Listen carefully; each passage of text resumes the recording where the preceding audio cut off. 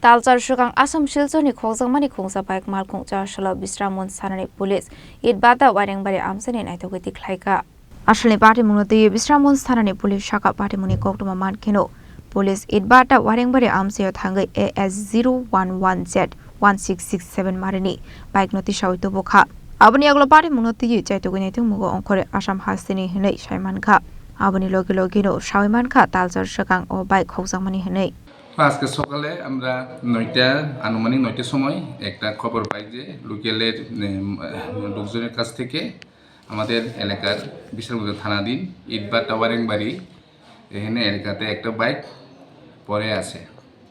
এরপর আমরা ঘটনাস্থলে যাই। ঘটনাস্থলে গিয়েছিরা আমরা একটি বাইক খুব দামি বাইক 1.5 থেকে 2 লক্ষ টাকা হবে।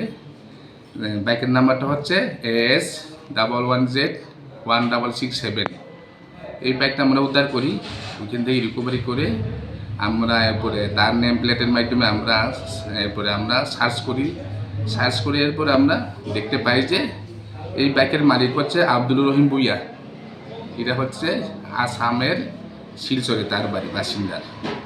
এরপরে যথারীতি ওনার সাথে আমরা মোবাইলের মাধ্যমে কমিউনিকেশন করে আমরা জানতে পেরে যে এই বাইক তার বাড়ি থেকে গত 8 মাস পূর্বে তার এখান থেকে চুরি হয়েছিল।